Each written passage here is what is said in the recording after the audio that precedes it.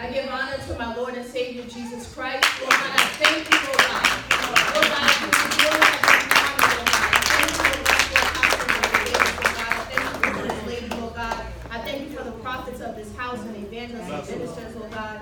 I thank you for my husband, and I thank you for my children, Lord God. Lord God, I give honor to my parents in their absence, Lord, in the name of Jesus, Lord. And I ask, Lord God, that you have your way, Lord God. Let your perfect will be done, Lord God. In Jesus' name. In Jesus' name. If everyone has their Bible, and turn with me to Daniel 3 and 19.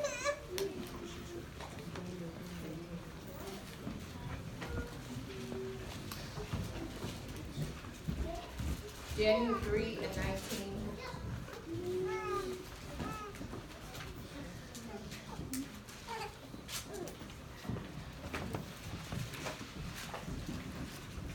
If you have it, please say amen.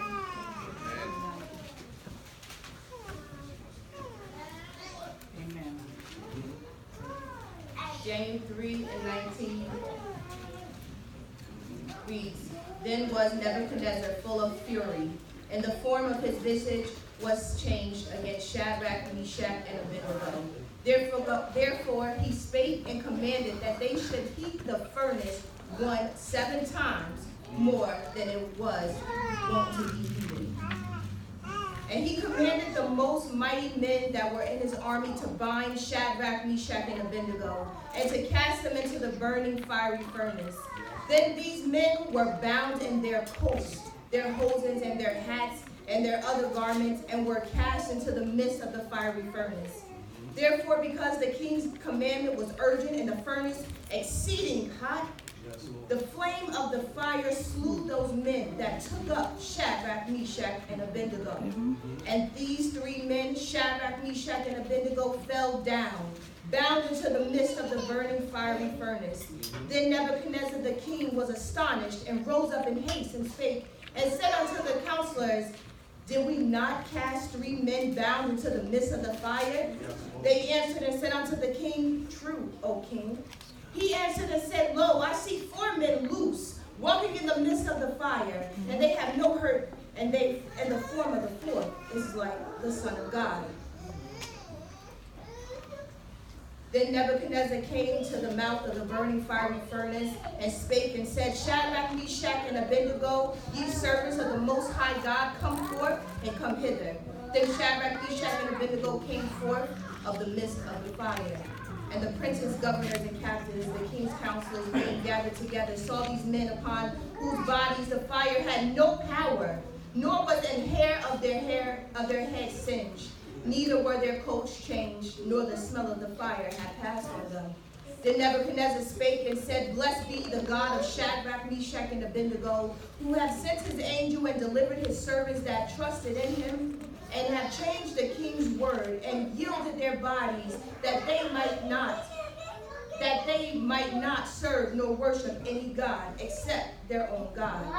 Therefore I make a decree that every people, nation, and language which speak anything amiss against the God of Shadrach, Meshach, and Abednego shall be cut in pieces, and the houses shall be made a dunghill, because there is no other God that can deliver after this sort. Then the king promoted Shadrach, Meshach, and Abednego in the province of the Babylon. Amen. You may be seated.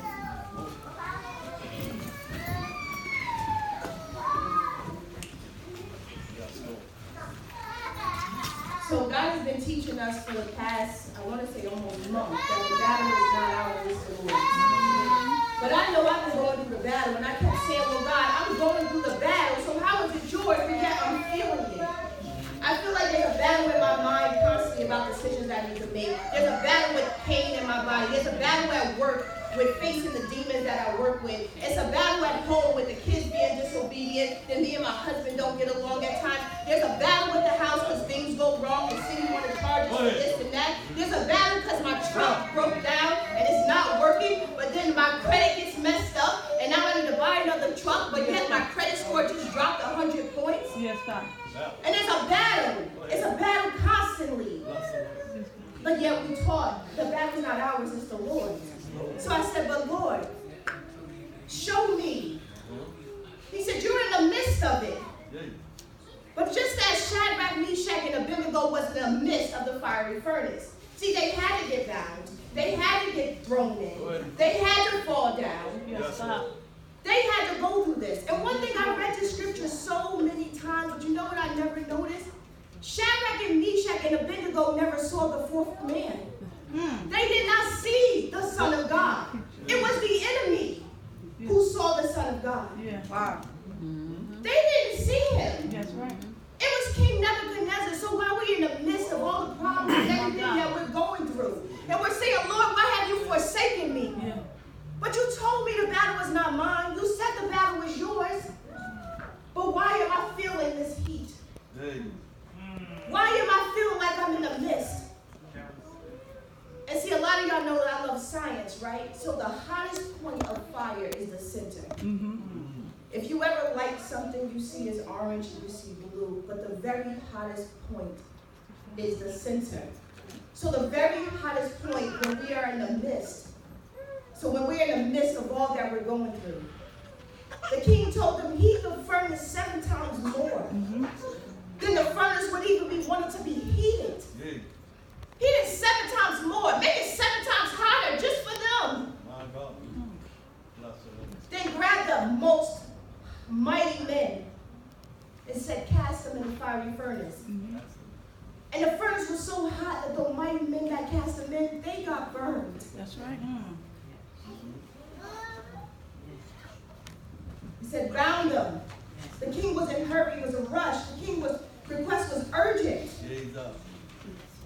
He said, therefore, because the king's commandment was urgent and the furnace exceedingly hot, the flame of the fire slew those men that took up Shadrach, Meshach, and Abednego. So it tells me that the enemy that's coming against us, he's in a hurry. That's right. The enemy is in a hurry to mess with your mind. That's right. The enemy is in a hurry to mess up your faith. That's right. The enemy is in a hurry to make you down. The enemy is in a hurry to mess with your marriage. The enemy is in a hurry. And therefore it will make a mistake. And the very men that come to bound you will get slain by the very same thing they're trying to come up against you. But still in the midst. It says they fell down bound, but in the presence of their enemy was loose and walking in the midst of the fire. It had to happen in the midst of their enemies. So the very same people that's trying to persecute you, the very same people that's talking about you, the very same people that you think are your friends, those very same people will have to be the witness. They will have to be the witness. I like that. They will have to be the witness. It says the king saw the fourth man. So it was the highest one. The one that's mighty. The one that's your mightiest enemy. That wants to just ruin you. And is in a hurry to ruin you. And they are mighty. They will see the Son of God. They will see the Son of God. So even in the midst, when you're down, when you're feeling bound, you feel like you can't move, you can't see God, He's in the midst. Your enemies will see it. John 8:36 says, if the Son therefore shall make you free, you shall be free indeed. John 8:32 says, and you shall know the truth, and the truth shall make you free. See, it wasn't because Shadrach, Meshach, and Abednego were so good. It was because they believed in God. Today's Resurrection Sunday because we know He is risen. Amen. We know that He is alive. Amen. We know that He is in the midst. We know that He is in the midst of what we're going through. So the enemy will see Him. Even when the devil tries to bring on that spirit of delusion that makes us think we're by ourselves. We only by ourselves if we want to be by ourselves.